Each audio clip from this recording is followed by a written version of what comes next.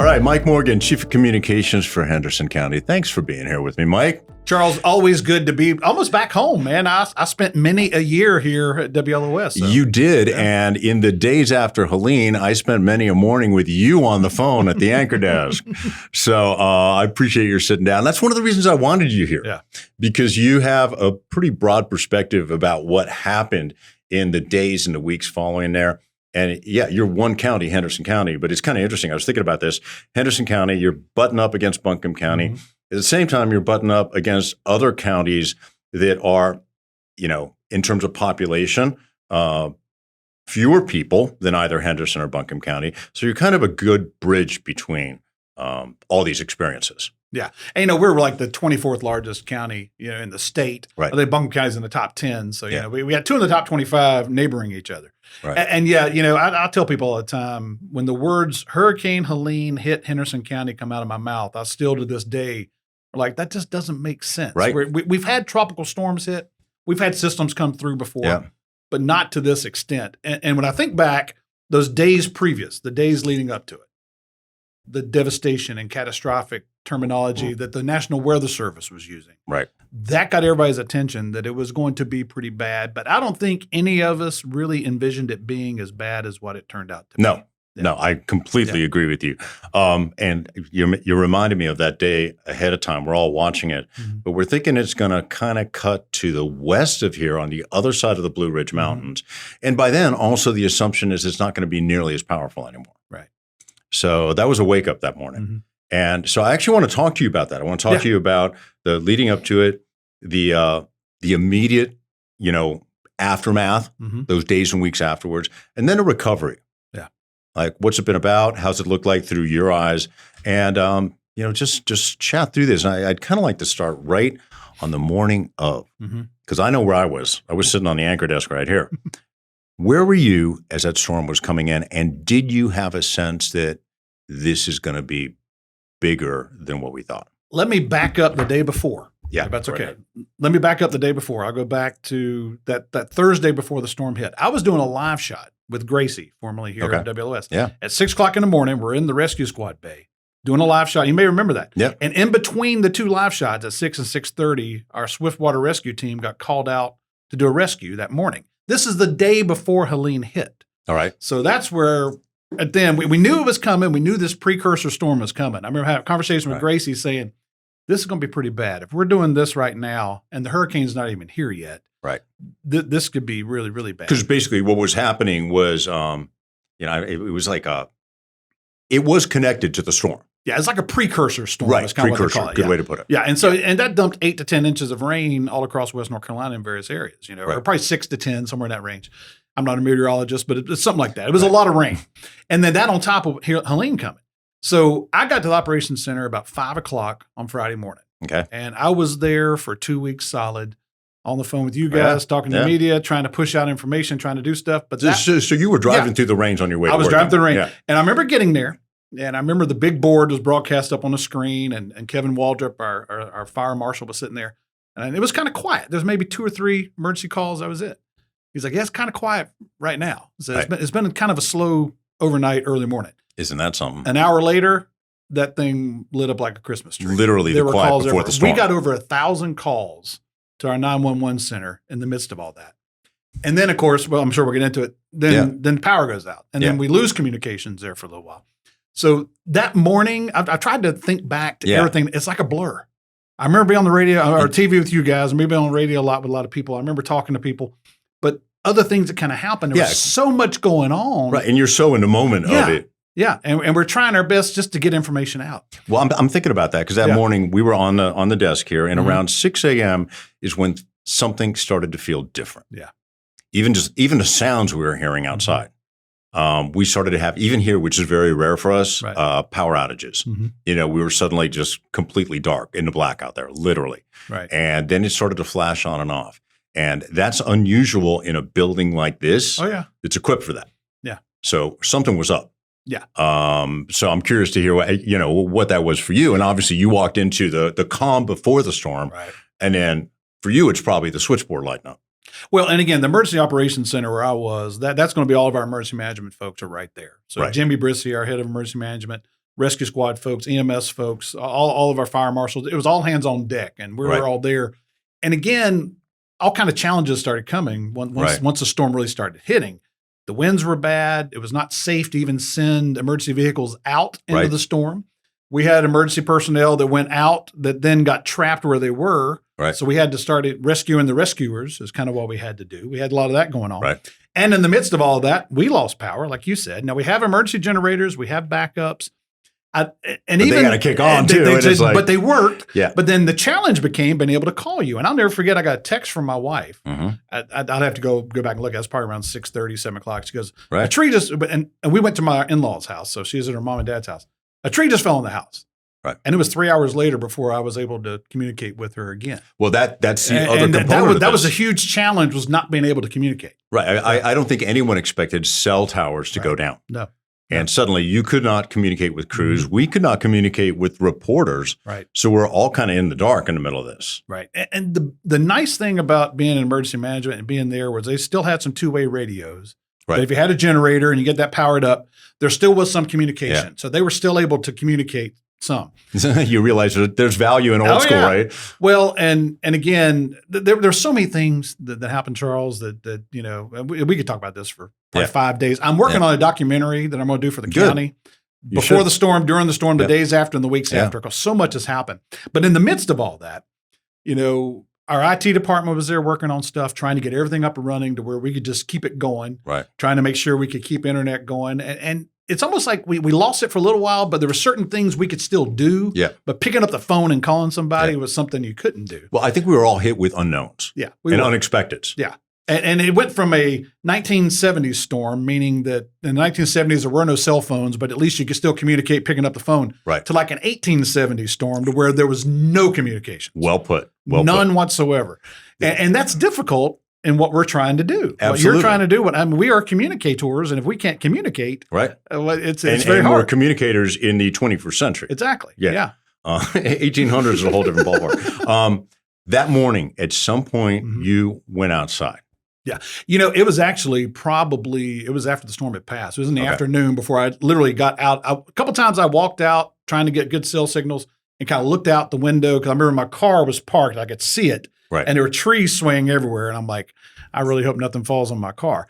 But it was actually after probably around 1 o'clock in the afternoon before I actually walked out. Okay. Some of the rain had kind of passed. And I tried to leave. I thought, well, let me see how far I can get. And the best way to describe, at least Henderson County, areas that never flooded. Okay. Areas that flood a little, flooded a lot. And if it flooded a lot, it was devastated. Right. And case in point, the third point, the devastation point, that's Back Cave and Girton. That's the big hunger area out there, you know, way out past 5 Points and everything. Those areas that always get hit hard. I mean, still today, Back Cave and Girton is just, it's going to take till probably September, October of next year before DOT has the roads rebuilt. Right. And 74 from Back Cave to Girton is just like, It is like an 1800 trail you're kind of driving on. Right. Now. Well, to pull it back to that day, at some point you get in your car and you drive. Right. And I'm going to assume it sort of hits you how big and how widespread this is. Right. Do you remember that? Oh, yeah. Because I remember I made a right-hand turn on Asheville Highway right there, kind of driving down towards Ingalls, kind of heading towards Hendersonville High School. And it flooded right there at Bayberry's and everything. Okay. And I'm like, wow, I've never seen it flood here. And it was like 8-9 feet of water. Right. I'm like, holy cow. So I turn around and go back and I make it a little ways down towards Mountain Home and I can't get over there. Right. And as a matter of fact, that night I could not even get home. I could not ever get to the other side of the water to get to 26. If I could have gotten 26, because I live Sugarloaf Road, so I'm kind of on the opposite side of 26 from where I was, I couldn't get home that first night. And it was horrible. But seeing it then, because again, it wasn't like I got to see the storm. You know, I wasn't sitting there in my living room looking out and watching everything, all the world go crazy. I was in the operations center trying to get information out to everybody, trying to bring information in. So I was almost a little secluded. Right. And I'll be honest with you, we didn't get power back to probably like Thursday, Friday, about a week later. And it was then when I finally sat down and started watching television for the first time, really watching it. I did not even watch a newscast. Well, I was on CNN. I was on Fox News. I was on with you guys. I was on with all kinds of people. I was interviewing everybody. I didn't see any of it because I was in there just doing my job and trying to get the word out. And when I finally, a week later, had a chance to see what happened the week before, I literally teared up sitting in the house watching it. Yeah, because I finally I had a chance. It became real at that point in time to me because, again, I was so knee deep in getting stuff out I didn't really experience everything that was kind of going on. And you got to see places like Swannanoa and Black Mountain and Hot Springs, areas that were getting hit that weren't in Henderson County. Right. Yancey County, Mitchell County, the devastation up there. And you see how broad it is. Yeah. Oh, yeah. And even going up into Tennessee, how hard it hit up that way. Yeah. But the day of was really such a blur. And that's the one thing about putting this documentary together that I've been working on is I've done like 40 interviews so far with various people. Right. Kind of hearing their stories and them telling me kind of what happened, what they remembered happened. Memory starts to trigger. Oh, yeah, I do remember something like that. Oh, yeah, I do remember that. Because, again, at this point in time, we're just trying to figure out the best way to let people know what was happening. Right. And it was quite the challenge. I think the one thing, I'll be honest with you, terrestrial radio, I think that was something. That's exactly where I was going. What iHeart did, what the local stations Henderson County did was amazing because I think everyone probably has a transistor radio now. Well, that's the thing. Folks didn't have access to the internet because they didn't have electricity and there was no Wi-Fi signal. Right. You know, they couldn't watch us in many cases, but they could go sit in their car and turn on the radio. Yep. And often those stations would get their information. They were able to get information from you and from us and pass it along. So I kind of felt like we were in a daisy chain. Yeah. Oh, yeah. You know, passing along information. Oh, yeah. But at the same time, you know, we're asking really important questions like, what's really happening? Yeah. You know, what's accurate and what's not? Right. Because people started passing around information that's there not was necessarily so much true. misinformation out there and we fought that through the whole process. Right. And I think, again, me being an old media guy, I think, you know, I got a great relationship with all the media here in West North Carolina. Right. And it stretched out, like I said, the national media. We had a lot of Charlotte TV stations coming up here. Yeah. I mean, people joked that I've seen you more on TV now than I did when you were on TV back in your sports days. Well, it's true. And it's not the truth. Yeah. And again, because I think at the end of the day, we want to try and get out the information that is true and accurate. Right. And I think hopefully I've earned that respect from you guys and working with me over the last couple of years that's what we're going to do. And again, at that point in time, it was just, hey, this is just, you know, in the midst of it, it was hard to get anything out. Well, but then as we start moving on down the line and what we're going to talk about today, it got a little bit easier and easier. But one thing we did that I think was a great thing, because again, 911 center was overwhelmed and lost power. And they were literally writing calls on the board because we couldn't just put it in the computer and put it on the screen anymore. Right. They were writing on big pieces of paper. Everybody's called old school again, right? We started a non-emergency hotline that people could call. We set up a call center. We did that during COVID. I'd already done it one time before, so we did it again for this. And I sat down a couple times just to give people a break and answer calls. And again, the biggest thing was, you know, Uncle Charles, you know, Aunt Laura, you know, Uncle Mike, you know, Cousin Bill, whatever, you know, Morgan. I can't get in touch with them. They live here. Right. Can y'all check on them? And we literally started a spreadsheet and had thousands of names on there, you know, people. And then we spent time going through making sure they were okay. Well, people felt disconnected. Yeah. And they didn't know how to connect. Right. Whether it's with their loved ones or with even officials that could tell them what's going on. Exactly. So it sounds like what you were doing was really a service to that. Yeah, it was. And it's a lot of work. It was. And again, it's a non-emergency. So if you were just worried about your loved ones, that's where you called. And occasionally we get kind of an emergency call and then we could walk over. We're set up right there at the operations center, walk over to the sheriff's deputy or one of our EMS guys, say, hey, Charles just called me. He's over on, you know, such and such road. Right. Can we send somebody over there to check on him? You know, and they would go do that.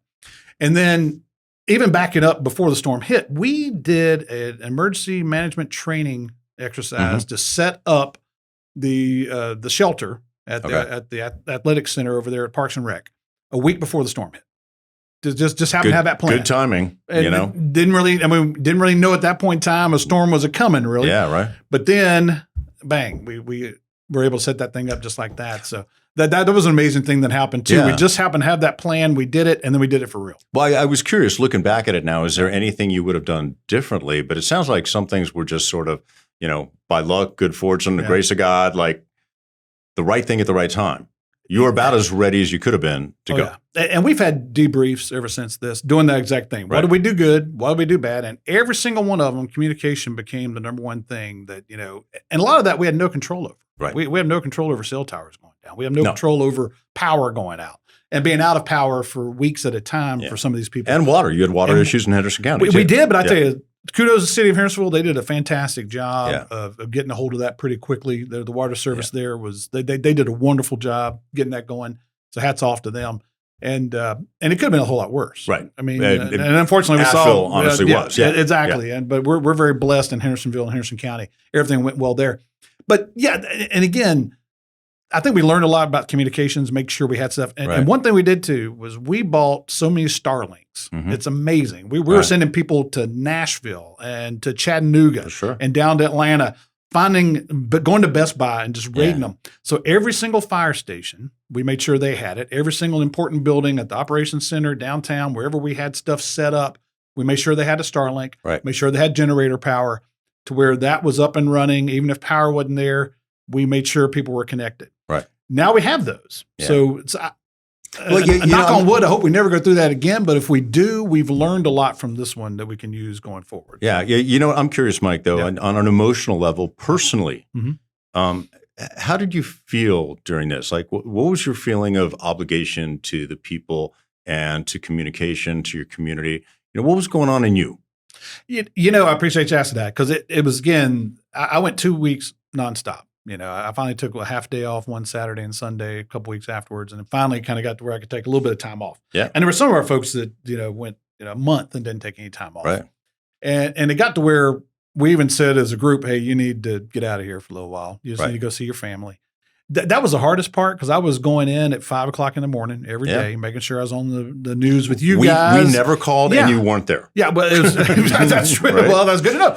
And I was there early because I knew that I wanted to make sure for the media windows I was there. And I would be there until 8 or 9 o'clock at night sometimes. Yeah. And then even being on the radio or doing a live review on television when I got home if I could get a cell phone signal. Yeah. But we stayed at my in-laws for a week because, again, we had no power at our house either. Right. And so she stayed there with them. They have a dog. We have a dog, make sure everything was cool. Plus, a tree had fallen on. Right, you're all taking care of each other. So luckily, my home was okay. I'm one of the few people at the county that got to do his regular job during this because so many people were making wellness checks and going out cutting down trees and doing whatever they needed to do for that first week. But I kept doing what I needed to do. Right. And it's almost kind of like that, and I've been through it with 2 wildfires. I've been through it on a much smaller scale than what we saw with Helene. But I had to do my job. I had to do what I was hired to do, which is to make sure we stay communicated. And I had Andrew Munchink from from our health department came and helped out. Kathy Venati, our PIO, was helping out. We had another PIO that come in from across the state. That's the cool thing that I like watching was all the help we got. Yeah. People from Randolph County came and helped. We had people from Alaska, people from Alabama here helping us run the warehouse, different stuff. Just all the support we got, just not from the state, but from across the country. Was overwhelming. Well, what really struck me about that period in time too, and like it was emotional for a lot of people, for most people. Yeah. Here we are in the tail end of September. We're into October. There's a big election coming in November. Yeah. You didn't hear people talk about politics suddenly. Yeah. They cared more about their neighbor. Yeah. They cared more about showing up, volunteering, handing out food, showing up with a chainsaw, clearing someone's road or driveway. Oh yeah. That was pretty powerful. And again, we talk about it all the time, just especially in Henderson County, just neighbors helping neighbors, how everybody stepped up. It was phenomenal. It was great to see. And again, it stretched beyond the borders of Henderson County. Like I said, we had so many people come from so many places just to help. Yeah. And we've been able to do that on the coast when storms hit. We send teams down there. And even for some of the wildfires we've had, I've been around these people that come in here to help. Yeah. But this took it to a whole other level. This wasn't just emergency management help. Yeah. This was, like you said, these were people just rolling up their sleeves, doing whatever they needed to do. I have a very good friend. They kind of live up above a neighborhood. There's one neighborhood below them got flooded really bad. Some of the homes were lost there. And that was in that time frame where we couldn't get people out or we had people stuck. So a lot of 911 calls, it was taking a while for even emergency management to get there. And they rescued about a half dozen or a dozen people. Just threw a rope down and pulled them up, and got them up there while these people literally are watching their home just be destroyed right below them. And you're talking about life-saving stuff. Yeah. And there were so many of that. And listen, any loss of life is terrible. We officially, during the storm that day, there were 7 in Henderson County that died the day of the storm. Yeah. As bad as that was, and stuff that I've seen, especially in Bat Cave, Girton, and some of the areas got hit real hard, it's horrible we lost anybody.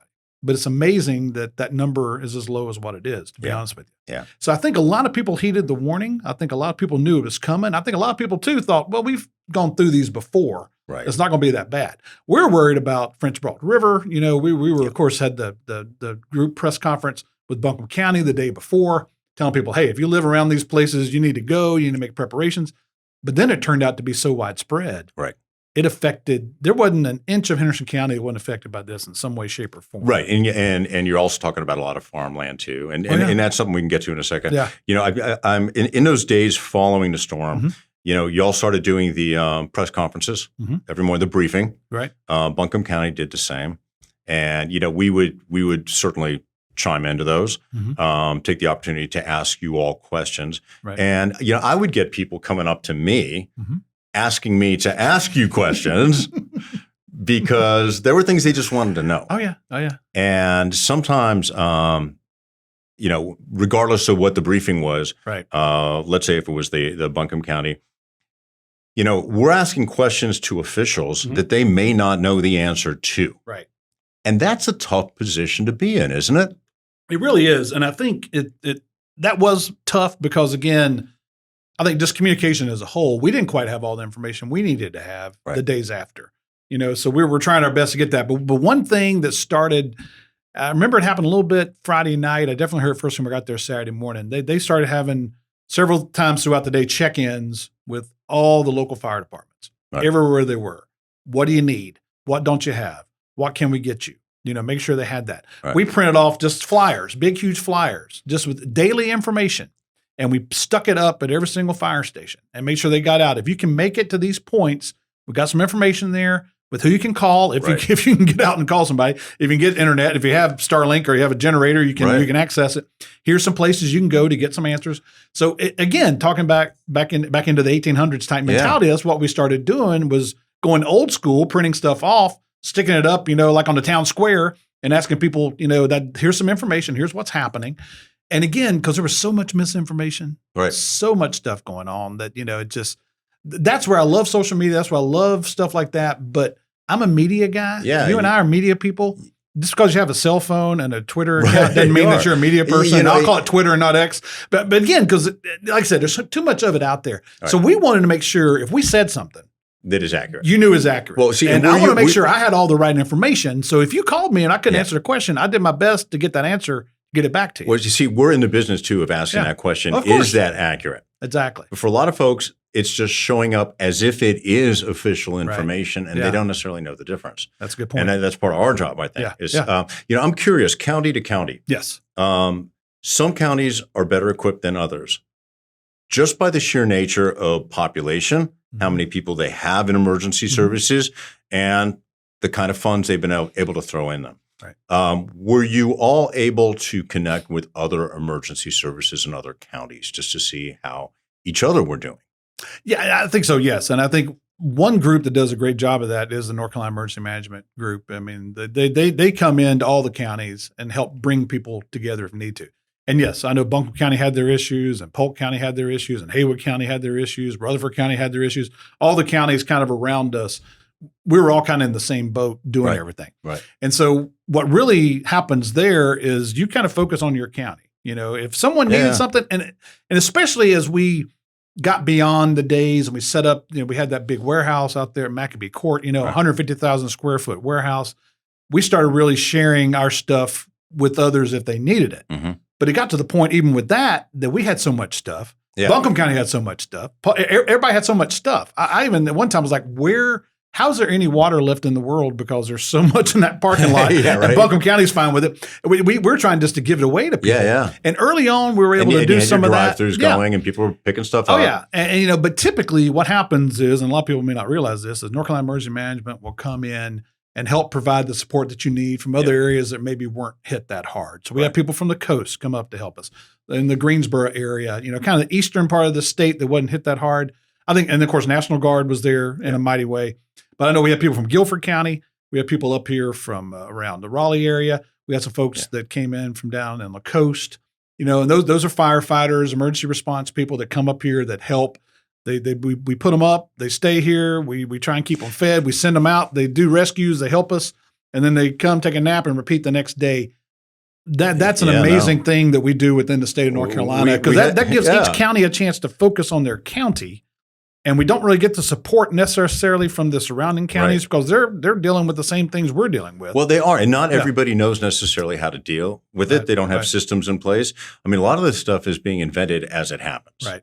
In a lot of places. And a lot of times what we try and do, and what we tried to do early on was, what do we think we're going to need? You know, you try and do that. We try to do that before the storm hit. Yeah. You're doing that right now for the next one. I mean, And so we kind of know, okay, we're probably going to call these people in. Well, I think when it hit with such the force that it hit with, you know, we realized even what we needed was probably not going to be enough. Okay. But then as those days turned into a couple of days, turned into a week, turned into 2 weeks, I was blown away again by just everybody coming in. And then the helicopters that we had doing rescues everywhere. And just, you know, it was just to sit in the operations center. I did that a couple of times. Yeah. I just listened. Well, and it was amazing to hear this chatter over here of what's going on and this happening. And I guess me being out there and saying stuff, my number got out. I had people calling my cell phone. Sure. I didn't know who they were. One person called me the mayor. Somebody else called me chief. So I had all these nicknames floating around. But, you know, but I would just walk over the cell phone and say, hey, I got this lady on the phone. Her dad lives up in northern part of the county. He's on his roof. She's sending a helicopter. What do we do? And then they just start talking to him. Hey, we got this and that. Where you at? Sometimes you literally like put phones together. And I did that, you know, several times throughout the day, especially those earlier days.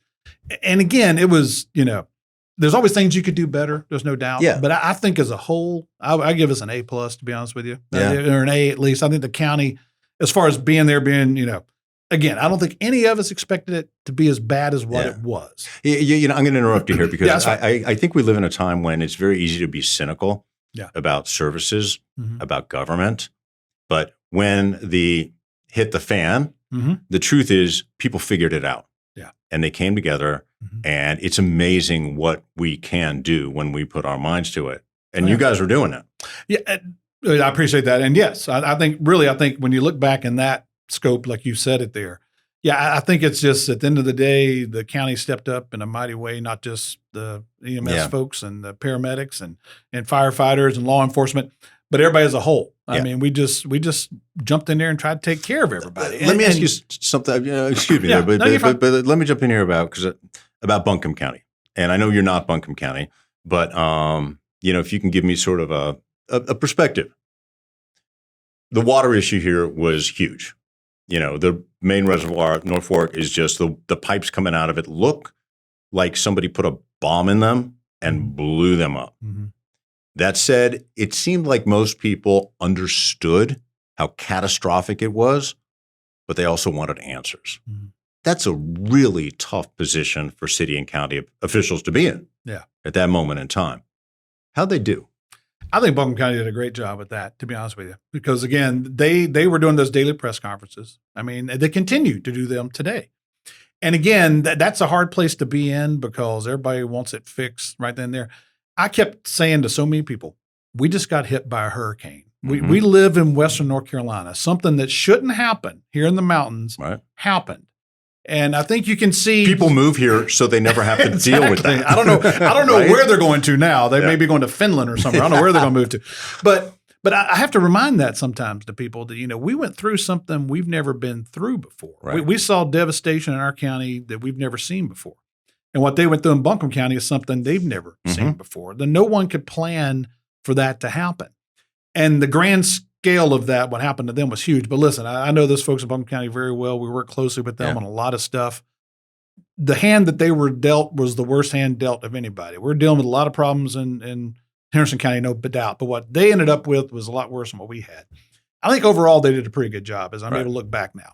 Now, in the middle of it, if you're affected by it, that's where residents and people sometimes, you know, get angry, get upset, you know, post things, say things, do stuff. Those things do happen. Yeah.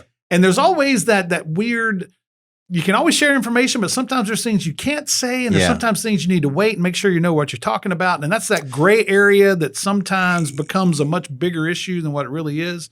But it's, again, we all went through stuff. We all dealt with stuff. I think as a whole, everybody did as good a job as they could do with the hand that they were dealt. That's the best way to describe it. I'm going to throw something at you. Though. That's fine. When I was a kid, I'd sit with my dad and I would watch the Apollo missions to the moon. And I remember they would have this like big giant board with all of them, and it would show the Saturn V taken off. It would go around the Earth, and then it would sort of catapult out, and it would go around the moon. It would land, and then they'd show how it would come back and get caught by the Earth's gravity again, and it would splash down. And I thought of what was going on here a little bit like that with the water situation in Buncombe County. Sometimes people just wanted to be able to see something like that, to look ahead and see, okay, what's going to happen? What are we going to do? Is the Army Corps of Engineers going to come in? Are they going to airlift pipes here? Are they going to build them? And then they're going to retrofit, some sort of a way to look ahead. And they're asking county officials to give them that when maybe they don't have it. So some of what people want might just be the comfort of being able to see what's coming, see what's happening. Not that they're going to put a set date on, you're going to have water back on X date, but sort of the steps ahead.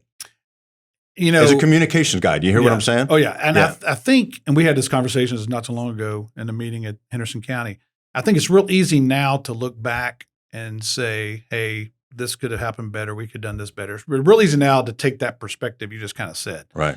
And the heat of the moment, when it's going on, when it's happening, that's where communications was still continuing to be a challenge. That's where maybe, and even getting to places, because I do know, I know one of the companies that worked on the water system up there, they had a hard time accessing some of that stuff early on. Yeah. So it's really easy now to sit back and say, well, they should have done better this way or that way. And that's where I think we learn from everything. Yeah. And again, I think in the midst of it, they went through a horrible thing. There's no doubt. And they got it back. It took a while. You know, our water system in Harrisville, it took them a few weeks. About 3 weeks here. To get it back up and running. But that's a much bigger system they had in Buncombe County, and it's a secluded area to get to it. Yeah. There were so many challenges and so many things going on that sometimes people maybe don't understand, that it's real easy. I think now looking back, we could easily, that could have done better. And we do that all the time in the county. Yeah. But I think as a whole, again, it was the hand that everyone was dealt. Right. And I think people need to realize that. And I think now that we can stop and sit back and realize, okay, we're through it. It's better now. Hopefully now things will be improved and we can learn from it. And we can learn from it. That's at the end of the day is what we're trying to do, is be prepared. We always prepare for the worst and hope for the best. Right. Well, you know, and that's exactly. And, you know, and we're both in the communication business, and part of that is learning how to communicate it. Yeah. Because you know, people take this information in so many different ways. Right. Visually, you know, audioly, like in their cars, listening to radio, and you want to communicate in a way that lends them towards either understanding or feeling like they got an answer to their question. Yeah. And again, I was so busy communicating for Henderson County, I wasn't paying attention to what any other county around here was doing. Right. So I'll be honest with you, I'm not even quite sure what message was being told by whomever, wherever. Right. Other than looking back now and being able to look at it. No, but you do give us some perspective, though, because of your position, you know. Well, and again, you know, it's a there was so much happening. Yeah. And again, it went from it hit, and there was such a large part of rescue that we had to focus on. Yeah. And then rescue, of course, turned into recovery eventually, which we're still in the recovery mode, to be honest with you, and will be for a while. And that's well, you know, that's a good transition right there, and sort of moving from the initial days into recovery. FEMA played a big role. From my perspective, you know, they were the first ones out there handing out checks to people to make sure they could at least eat for the next week or so, and getting people into hotels. What are your thoughts on FEMA in Henderson County? You know, they were there from the very beginning. The gentleman, actually Ken, who was there for a long time, sat right beside me for weeks at a time, coordinating all that, putting all that together. I think at that point in time, some political stuff started happening with it. You know, you start hearing the talking heads out there just saying all the stuff and some misinformation. I kind of got that feeling too. But again, and again, in the midst of all of it, now that I've had a chance to look back at it, but FEMA was there from the very beginning. FEMA has done a lot for a lot of people. And that's why we've seen Cam Hamilton you're talking about. Right. Basically, I think you testified in Congress just maybe recently, a few days ago or a week ago, basically saying that these are hardworking people who showed up. Yeah, they did. Are they perfect? No. You know, are they going to fix everything? No. Are they going to, you know, do the programs, are there some hoops you got to jump through to get stuff? Yeah. Do we want the money faster? Of course we do. Yeah. You know, everybody does.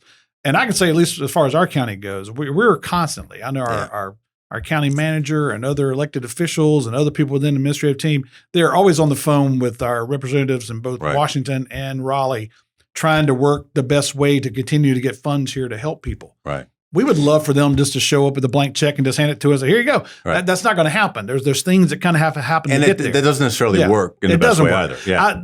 There was a lady who pulled in the back of Operations Center the morning after the storm, wanting to meet with FEMA because her house had some damage and she needed to talk to FEMA. Right. I mean, and again, I think some people sort of maybe didn't quite understand how FEMA kind of worked. Yeah. FEMA is still in Henderson County. The Disaster Recovery Center is now shifted into the Multi-Agency Resource Center. Right. It's in our Veteran Services building right there on North Main Street.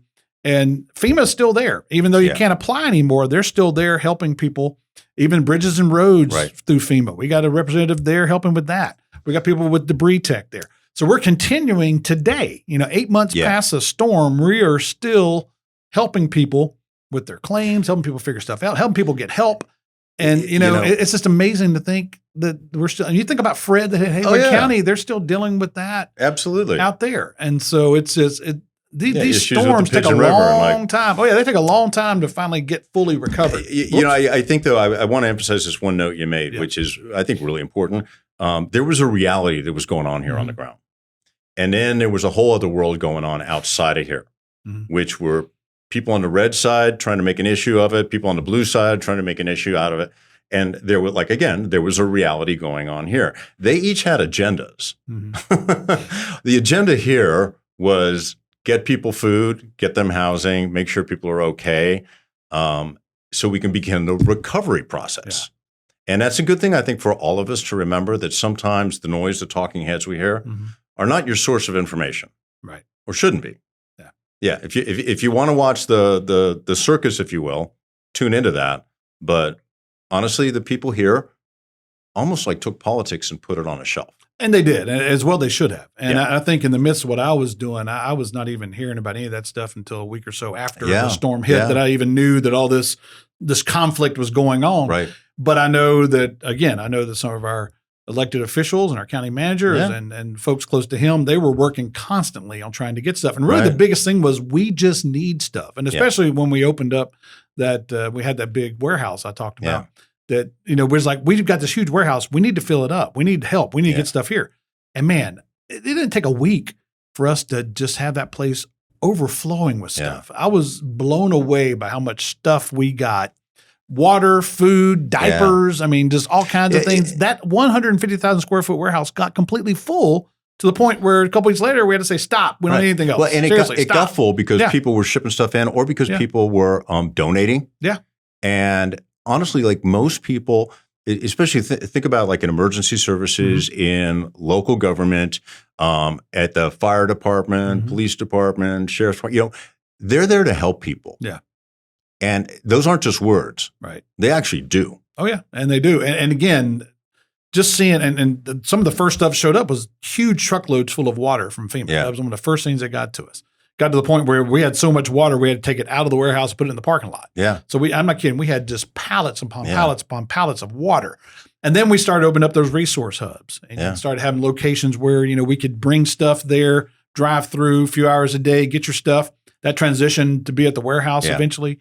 We would have hundreds of cars every single location. And then once we even got to the warehouse, still hundreds of cars every day coming through to get stuff. Right. And we're passing out so much stuff and not even making a dent in everything that we had. Well, it was amazing. And today there are still some folks who need stuff. Oh, yeah. How's recovery going? Yeah. Recovery. And again, one thing we've started, we've got the partnership now, the Disaster Recovery Partnership, the DRP. We always love to shorten everything.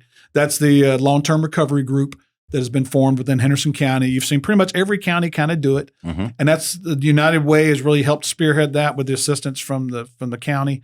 And so basically that's just a way for us now to help. And we've got unmet needs. We've got everything from housing, construction. There's all kinds of different things you can do. You can reach out to find out about that.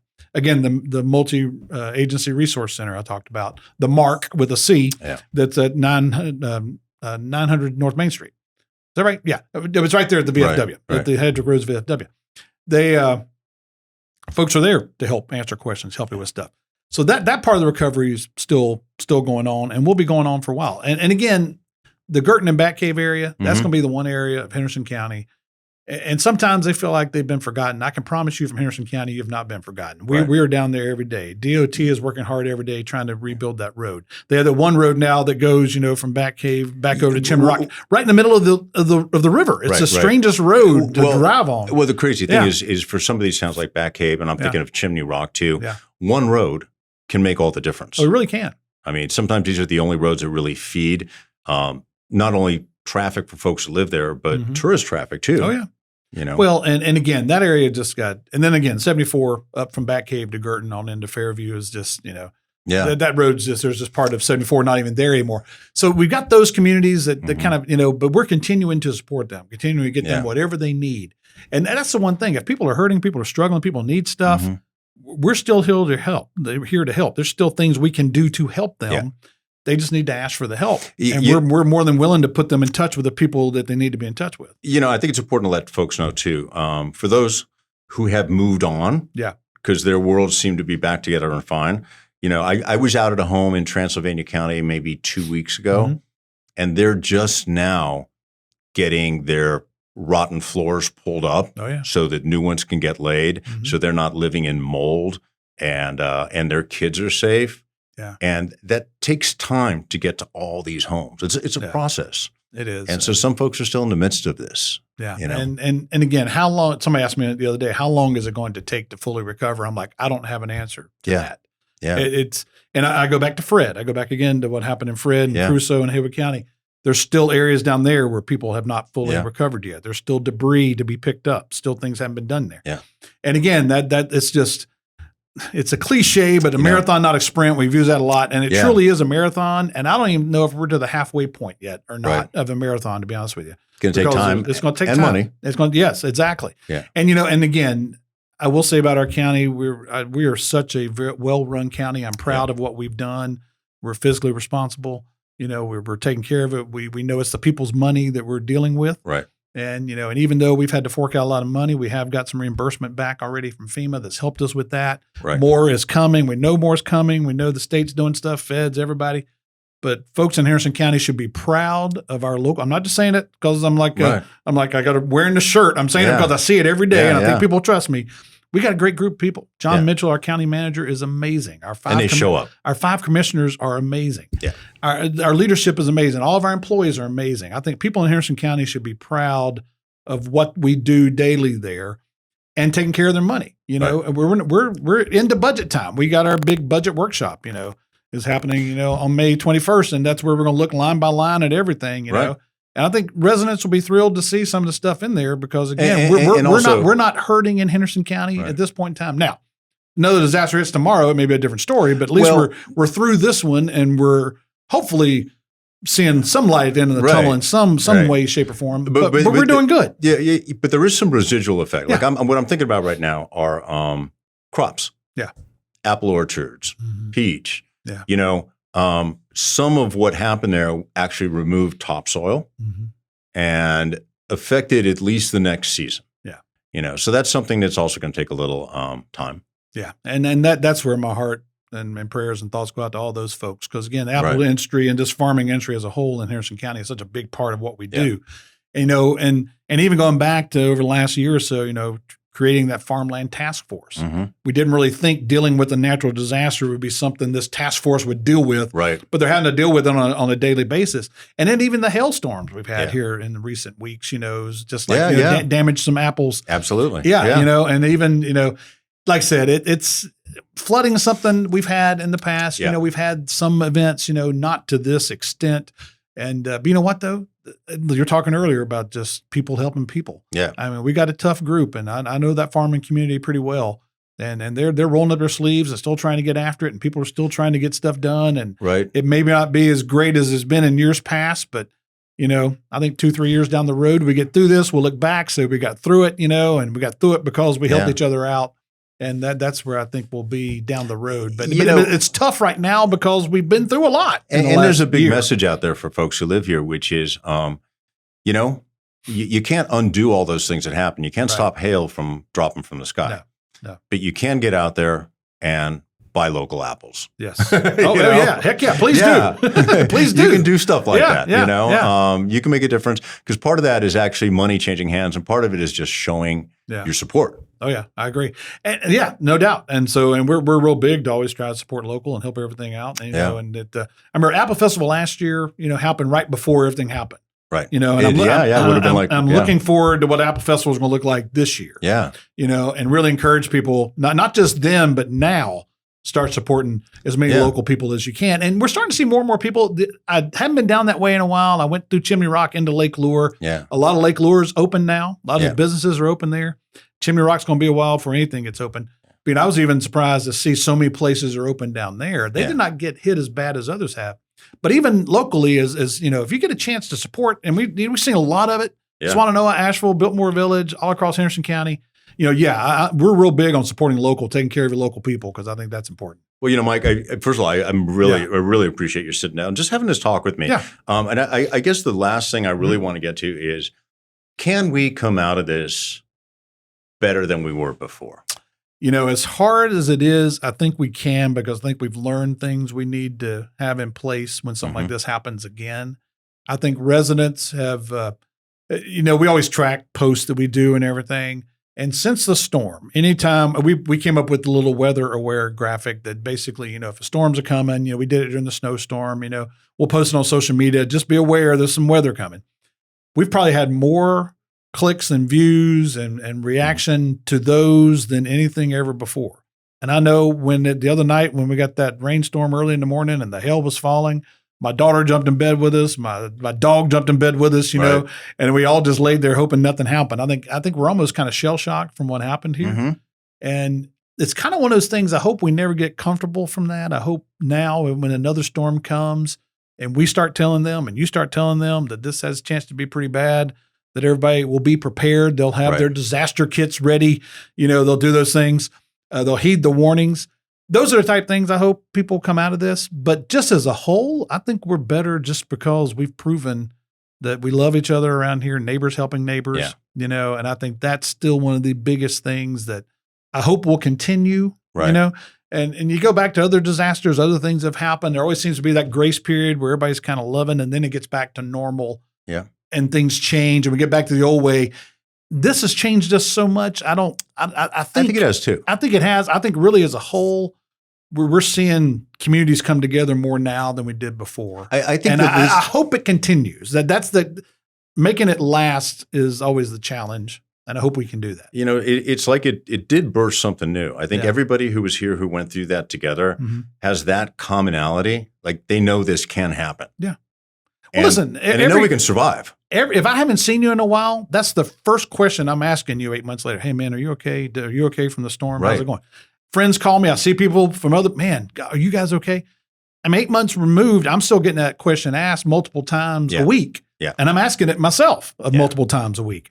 So, yes, I think it has brought us together in a way that, you know, nothing around here ever has before. Right. And again, because you can't go too far. I leave my house. I come down in my driveway, straight ahead. There's this big patch of trees, big wooded area where I'm pretty sure a tornado came through. Right. It snapped the top of the trees off. I see that every single day. I drive down Dana Road past these houses that I know are going to be torn down eventually, and that's going to be green space, and those houses are going to be gone. I remember when that was flooded, and there was a van sitting in the middle with a watermark only about an inch from the top. Right. You know, meaning there was a good 5-6 feet of water right there. I see those every single day. And I see that, and I'll automatically think about that. This is something that's not going to leave our mind for quite a while, but then my mind will go to, man, I'm so glad we got through this. Yeah. And I'm so encouraged by what we did as we got through this and where we are today, and as the recovery process continues. Yes, it's frustrating because maybe everybody doesn't have everything they need. We understand that. But it's a process. It just takes time. And we're there for one another. And I'll tell you right now, as far as Henderson County goes, seriously, if you've got something, you need someone, you've got a question, either stop by that place I talked about at the Multi-Agency Resource Center at the Hedrick Roads Veteran Services, come by the courthouse, call me, call us. We're always here to try and help you navigate whatever you got going on. We're here to help. Well, I'll tell you, sometimes what people need more than anything in the midst of all this is a voice of calm and a voice of sort of the source of information, somebody who can tell you what's going on. And even if they don't know, say they're going to find out. And I just want to thank you for being that voice. Well, you're welcome. And I think I do that to you guys a lot because a lot of times I get asked questions I don't know the answer to. But we can ask each other, okay? Give me 5 minutes. I'll call you right back. And I'll reach out to somebody. Hey, Charles asked me about this. Call you back. Hey, here's what we can do. That's what I'm talking about. And again, give me 5 minutes. I'll call you back. And just please know, folks, especially in Henderson County goes, if you see us post something, we put something out there, it's going to be truthful. It's going to be accurate. We're going to tell you, we're an open book. Yeah. I mean, again, the budget workshop that we're having, I mean, we're going to go line by line in our budget. We're going to show everyone in the county where your money is going. All right. It's not our money. It's not our county. It's your county. I'm a part of that county just like you are. We're here to help. We're here to be a source of information. If we can help you, great. If not, we're going to push you in the right direction. If we can clone a few more Mike Morgans, we'll be good. Hey, Mike Morgan, Henderson County. You, Charles. Thank you so much. I appreciate it.